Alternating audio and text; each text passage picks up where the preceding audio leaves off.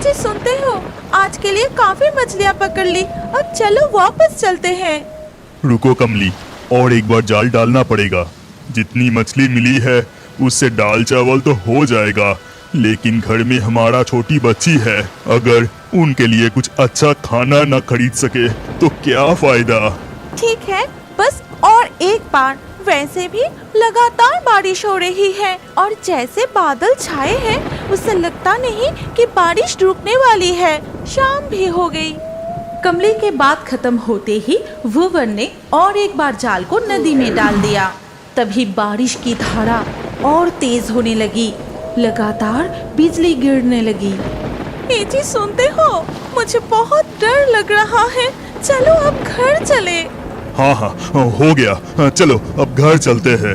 इसके बाद भुवन और कमली जाल कंधे पर लटकाए और मछली की टोकरी सिर पर रखे जंगल के रास्ते से जाने लगे। तभी अचानक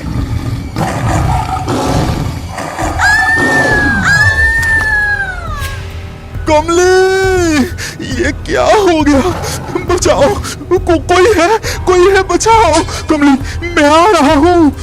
बाघ कमली को खींचते हुए जंगल की गहराई में ले जाने लगा। तभी भुवन सब कुछ फेंक के कमली को बचाने के लिए बाघ की ओर भागा। तुम मुझे बचाने के लिए मत आओ, नहीं तो बाघ तुम्हें भी मार डालेगा। तुम हमारी बेटी का ख्याल रखना, उसका देखभाल करना। तुम यहाँ से जल्दी चले जाओ।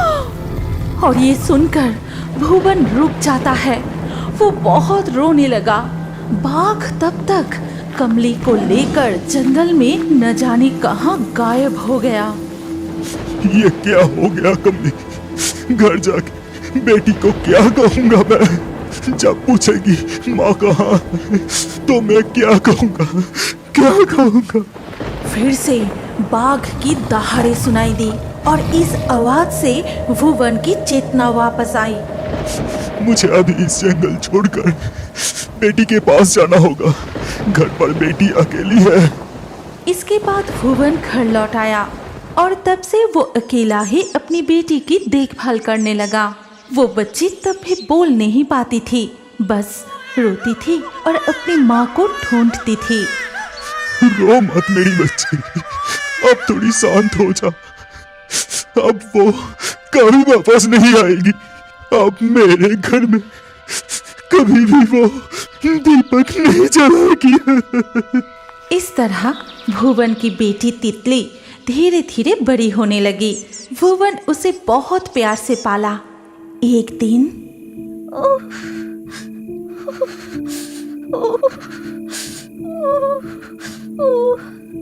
तुझे बहुत कष्ट हो रही है ना बेटी? अब इतनी रात को दवा कहाँ से लाऊं? वैद्य की घर भी बहुत दूर है, तुझे अकेली छोड़कर मैं यहाँ से कैसे जाऊं?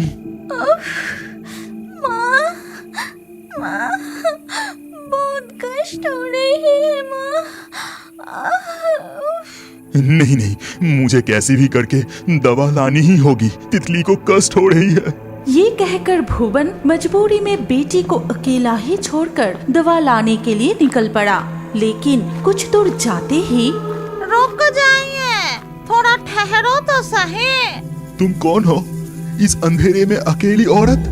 मुझे रुकने का समय नहीं है, घर में मेरी बीमार बेटी अकेली है, मुझे तुरंत दवा लानी होगी। इसीलिए तो कह रही हूँ, देखिए वो जो पेड़ है उसके पत्ते तोड़कर पीस के खिला दीजिए, बेटी ठीक हो जाएगी। तुम सही कह रही हो, मैं अभी लेकर जाता हूँ। बेचारा भुवन बिना कुछ सोचे जल्दी से उस पेड़ के पत्ते तोड़कर घर लौट आया। फिर उन पत्ते को पीसकर तितली को खिला दिया और कुछ पल में ही पिताजी, मुझे क्या हुआ था? आप इतनी हैरान होकर मुझे क्यों देख रहे हैं? ऐसा कुछ नहीं बेटी, तुझे थोड़ा बुखार था, मैंने दवा दी थी। अब तेरी तबीयत कैसी है बेटी? मैं बिल्कुल ठीक हूँ पिताजी, अब चिंता मत कीजिए। इस तरह भुवन और तितली के दिन गुजरते गए और कमली की आत्मा हमेशा उनके साथ परछाई की तरह रहती थी। जब भी तितली को कोई तकलीफ होती या भुवन को कोई परेशानी होती, कमली हर बार उनकी मदद करती थी। पिताजी, कितना समय हो गया, आपने नदी में जाल डाला है, जाल को उठाइए ना। अभी उठा रही हूँ बेटी। सुबह से कितनी बार जाल फेंका, न जाने क्यों आज एक भी मछली जाल में नहीं फंस रही है। ये सुनते ही कमली की आत्मा पानी में डुबकी लगाती है और जादू से भुवन के जाल में ढेर सारी मछलियाँ भर देती है। जब भुवन जाल को खींचकर ऊपर लाया, अरे देखो तितली बेटी, जाल में कितनी सारी मछलियाँ फंसी है। हाँ पिताजी, ये तो बहुत सारी मछलियाँ। लेकिन पिताजी, एक भी हिल्सा मछली नहीं आई। नहीं बेटी, हिल्सा मछली नहीं फंसी। छोड़ो, जो मछलियाँ मिली है उन्हें बेचकर जो पैसे मिलेगा उतना काफी होगा। और ये सारी बातें दूर से कमली की आत्मा सुनती है। इसके बाद भुवन और तितली मछलियाँ लेकर बाजार की ओर जाने लगते हैं। पता है पिताजी, कल स्कूल में सब कह रहे थे कि अगले पूर्णिमा के दिन हिल्सा मछली के उत्सव है। सबके घर में हिल्सा मछली पकाया जाएगा। क्या हमारे घर में भी होगा? पता नहीं बेटी, अगर जल में हिल्सा मछली फंसेगी तो देखेंगे। जल्दी चलो बेटी, बाजार खत्म होने से पहले ये सारे मछलियाँ बेचना पड़ेगा। वाह, चारों तरफ से हिल्सा मछली तलने की खुशबू आ रही है। इससे हिल्सा मछली खाने की इच्छा और भी बढ़ती जा रही है। फिर तितली और भुवन मछलियाँ बेचने के बाद घर लौट आते हैं। लेकिन उस दिन शाम होते ही भुवन की तबीयत खराब होने लगा। 4 दिन बीत गए, लेकिन तब भी उसकी सर्दी, खांसी, बुखार ठीक नहीं हुई। आज भी तबीयत ठीक नहीं हुई। देखते देखते 4 दिन बीत गए। आज पूर्णिमा है और बेटी ने हिल्सा मछली खाने की इच्छा की थी। लेकिन मैं नदी में जाल डालने भी नहीं जा सका। बेटी तितली, तितली। आइए पिताजी, मैं आंगन में हूँ, अभी आती हूँ। तितली जल्दी अंदर आके कहती है, आपने बुलाया पिताजी, कुछ चाहिए था, पानी दूँ? नहीं बेटी, इतना चिंता करने की जरूरत नहीं। इस बाप का और कितना ख्याल रखेगी। हाँ, तूने कुछ खाया बेटी? हाँ पापा, घर में मुरमुरा था, पानी में मिला के खाई थी। आज पूर्णिमा है, हिल्सा उत्सव के दिन तुझे हिल्सा मछली खाने का बहुत मन है ना बेटी? नहीं पिताजी, बिल्कुल नहीं। आप सो जाइए, मैं आपको हवा करती हूँ। भुवन बुखार में कांपते हुए बिस्तर पर लेट जाता है। तभी अचानक कुछ लोगों की आवाज सुनाई देती है। सभी सावधान हो जाओ, पानी तेजी से आ रहा है, सावधान हो जाओ सभी। तभी एक आदमी तितली के घर के बाहर खड़े होकर उसे पुकारने लगता है। तितली, तितली, जल्दी बाहर आ। क्या हुआ चाचा, कुछ हुआ क्या? तितली, पिताजी को लेकर घर में ही रहना, बाहर मत निकलना। नदी का पानी किनारा पार करके गांव में घुस रही है। मैं चलता हूँ, सावधान रहना। कुछ ही देर में बाढ़ का पानी तेजी से तितली के आंगन तक पहुंच जाता है और उस पानी के साथ पिताजी, बाढ़ के पानी के साथ आंगन में कितनी सारी हिल्सा मछलियाँ आई हैं। जल्दी आकर देखिए, मैं तब तक जाल लाने जाती हूँ। ये कहकर तितली दौड़ते हुए घर के अंदर जाती है और जाल लेकर आंगन के पानी में डालते ही बहुत सारे हिल्सा मछलियाँ पकड़ती है। तितली की ये खुशी उसके पिता और पेड़ पर बैठी उसकी माँ की आत्मा देख रही थी। पिताजी, आप कमरे में आराम कीजिए, मैं जल्दी से चूल्हा जलाकर चावल पकाती हूँ और साथ में हिल्सा मछली। सावधानी से करना बेटी, ख्याल रखना कोई चोट न लग जाए। तितली रसोई में जाकर चूल्हा जलाती है और अपने नन्हे नन्हे हाथों से गर्मा गर्म चावल और हिल्सा मछली तलती है। फिर प्लेट पर चावल और तली हुई मछली लेकर कमरे में आई। लीजिए पिताजी, जल्दी से खा लीजिए, आपको पूरा खाना खत्म करना होगा। और इस प्यारे दृश्य को मन भर के देखते ही रहती है कमली की आत्मा। तू बिल्कुल चिंता मत कर बेटी, तेरी हर इच्छाएं पूरी करने की कोशिश मैं हमेशा करती रहूंगी। अरे बाप रे, कितनी बारिश हो रही है। इस बारिश में तो पेड़ की डाल पर बैठा ही नहीं जा रहा है, बार बार फिसल रही हूँ। बिल्कुल सही कह रही हो चुड़ैल, इतनी भारी बारिश में पेड़ पर नहीं रह सकते। अब तो हमें किसी पक्के मकान में रहना पड़ेगा। देखो, हम इतने सालों से सरपंच के बगीचे की इस बड़े पेड़ पर रह रहे हैं। क्यों ना हम रहने के लिए सरपंच के घर जाएं? हाँ वो तो ठीक है, लेकिन हम इस तरह नहीं जा सकते। हमें इंसानी रूप लेकर वहाँ जाना पड़ेगा। ये कहकर मामदो और चुड़ैल गरीब इंसान का रूप धारण करके सरपंच के घर जाते हैं। कोई है घर में? कोई है? जरा दरवाजा खोलिए। कौन है? क्या हुआ? चाहिए क्या? किसे ढूंढ रहे हो?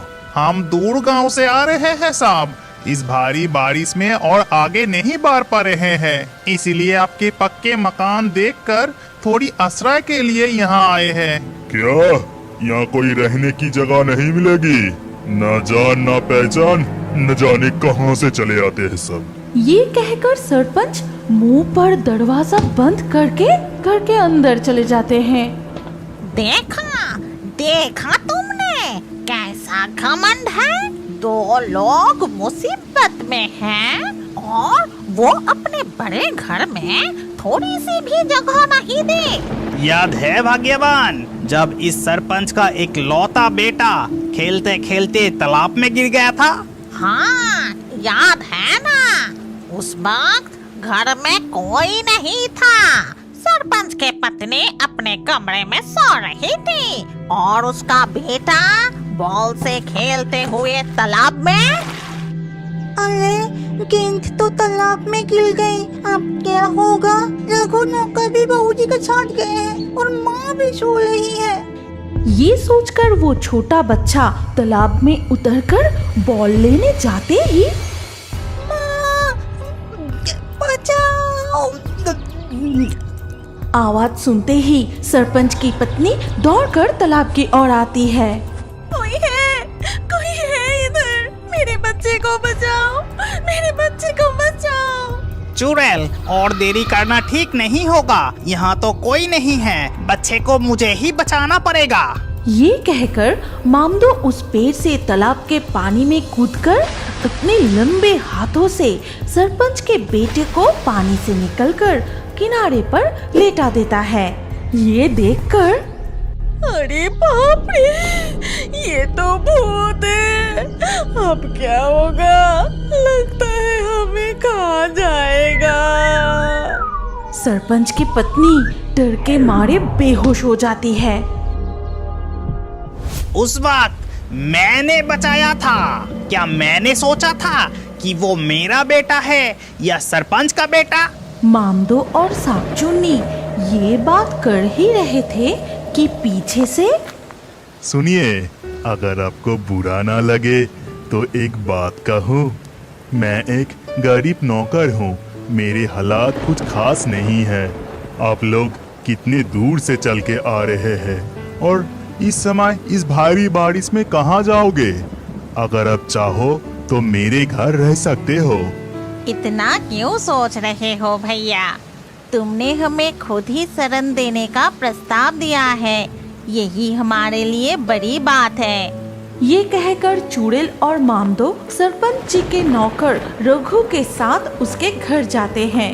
आइए, ये है मेरा छोटा सा मिट्टी का घर। आज रात आप लोग मेरे घर किसी तरह गुजार लीजिए। कल सुबह बारिश रुक जाए तो फिर आप दोनों चले जाना।